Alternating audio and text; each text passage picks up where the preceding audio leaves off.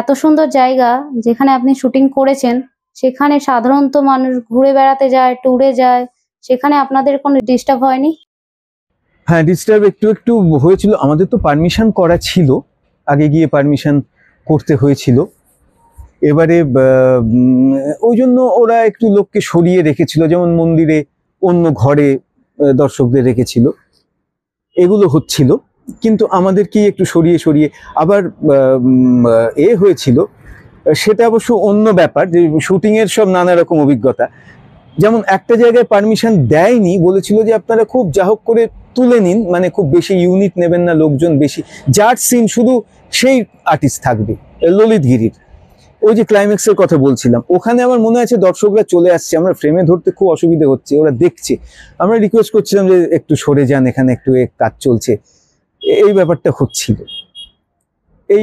এটা হচ্ছে। আর এটা না বেসিক্যালি এখানটা একটু ফাঁকা জায়গা। যেমন আমার মনে আছে আগের বছর, মানে আগের ছবি মুকুটমণিপুরে আমাদের আউটডোর ছিল, একটা মন্দিরে, পাহাড় ওরকম ছিল, সেখানে এত দর্শক ভিড় করেছিল যে আমরা সরাতে হিমশিম খাচ্ছিলাম শুটিং তুলতে, মানে ফ্রেমে চলে আসছে।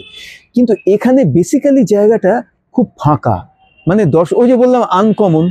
আমাকে কেউ কেউ বলছে যে এটা পর্যটনের একটা গল্প হতে পারতো, মানে সেরকম উড়িষ্যার পর্যটন দপ্তরও এটাকে নিয়ে হয়তো তুলে ধরতে পারে, এরকম একটা ব্যাপার। কেননা ওইখানটা পর্যটনও কিন্তু কম যায়। আজকে আমি যদি ভুবনেশ্বরের উদয়গিরিতে তুলতাম বা খণ্ডগিরি ওখানে যেগুলো আছে, আমি পারতাম না, মানে এত দর্শক ওখানে ভিড় করতো মানুষ। কিন্তু এখানে এমনি একটুখানি ফাঁকা জায়গা, নির্জনতা, এই নির্জনতাও তো কথা বলে এখানে গল্পে, সেগুলো আছে আর কি।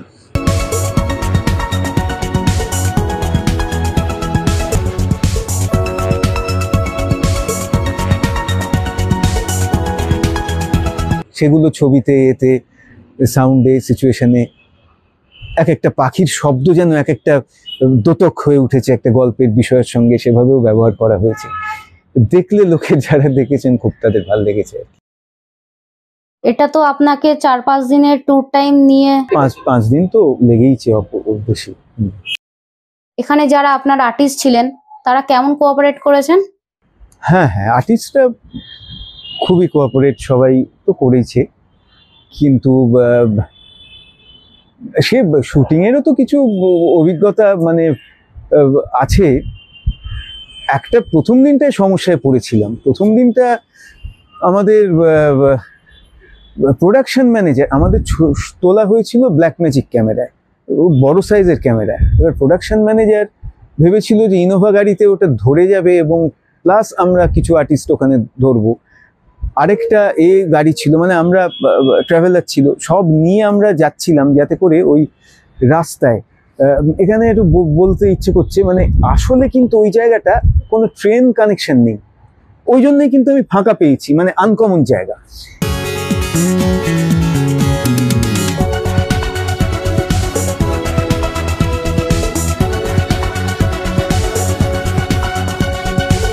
এবার একমাত্র নাইট বাস আছে, তো আমরা নাইট বাসেই বেড়াতে গিয়েছিলাম যখন, ওইভাবে গিয়েছিলাম।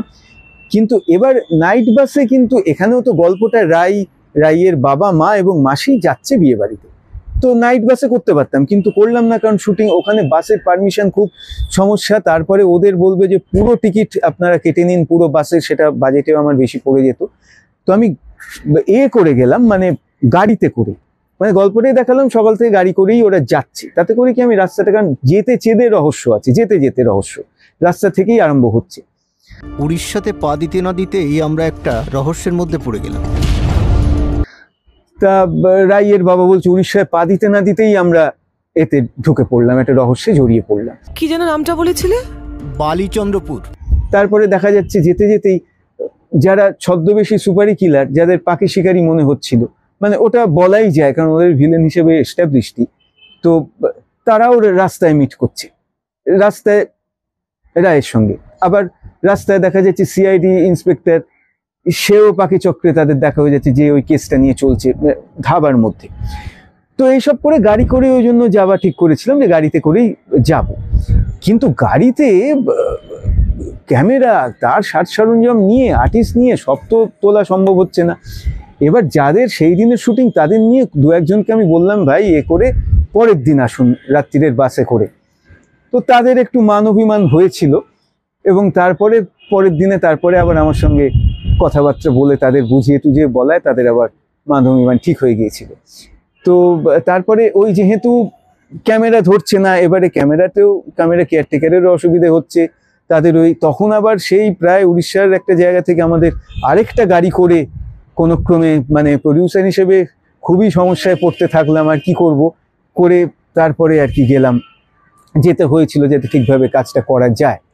তো প্রথম দিন কাজটা একটু অসুবিধে হচ্ছিল। এরকম মনে আছে যে মেকআপ রাইয়ের বাবা আর রাই মেকআপ করে গেল, রাইয়ের মা মেকআপ করেই এসেছিল, আর কথা ছিল রাইয়ের মাসিকে আমরা ওখান থেকে মিট করব, ও উলুবেরিয়া বাগনানো ওই দিক থেকে, ওই পথেই তো আমরা যাব। তো ওখানে আমরা একটা ধাবাতে রেখে মেকআপ করব, কিন্তু ওরা আর করতেই দিল না। তো মেকআপ ছাড়া ওকে বর্ণালী যে পার্টটা করেছিল ওকে করতে হলো। তো একটু আপসেট, ওকে আবার একটু উৎসাহ দিলাম যে না ঠিক আছে করো। এইরকম নানা রকম ব্যাপার ঘটছিল প্রথম দিনে। কি করতে হয় যে গাড়িতে শুটিংয়ে, ধরুন গাড়ি করে যাচ্ছে, তো এবারে গাড়ির এই দিকে আমি তো সব মাস্টারে নিতে পারবো না, ক্লোজে নিতে হবে। এবার গাড়ির এই দিকে কেউ বসে আছে ডান দিকে, কেউ বাঁ দিকে জানলায়, দুটো জানলায়, তাদের আলাদা করে নিতে হবে, একসঙ্গে দেখাচ্ছে। এবার দুটো দিক তো আলাদা দিক, কিন্তু আমি যদি অন্য সময় নিই, অন্য জায়গায় নিই, তাহলে দুটো দিক মিলবে না, এদিকে ওদিকে দেখালে। অনেক সিরিয়ালেও দেখবেন এই অমিলটা থাকে, অনেক জার্ক থাকে, লাইটের জার্ক পর্যন্ত হয়ে যায়। সেখানে আমাদের একটা জায়গায় দুবার করে ঘোরাতে হয়, সেইভাবে আমাকে করতে হয়েছে গাড়িতে। সেইগুলো করে কাজে ওইটা খুব ভাইটাল ছিল, মানে এক একটা করে করে জায়গায়। ওই জন্য বেশ কিছুটা সময় যাচ্ছে। ওই জন্য সেদিনের শুটিং আমরা শেষ করতে পারিনি। পানের দোকানের যে একটা, যেখানে সুপারি কিলারের প্রথম এন্ট্রি করছে, সেই জায়গাটায় শুটিং আমাদের আবার পরের দিন নিতে হয়েছিল। মানে শেষ দিন আমি উড়িষ্যার অন্য একটা জায়গা নিয়েছিলাম, কিন্তু ওটাকে উড়িষ্যার ওই জায়গাটাকেই মেকআপ করে এডিটে বুঝতে পারেনি লোকে যে ওইখানটায়, সেটা সময়টা হয়ে গিয়েছিল। এইরকম কিছু শুটিংয়ের প্রবলেম বিশেষত প্রথম দিন ছিল। তারপরেও কিছু ছিল, সেগুলো আরো কিছু গল্প সেগুলো আছে এতে আর কি, কিন্তু সব নিয়ে কাজটা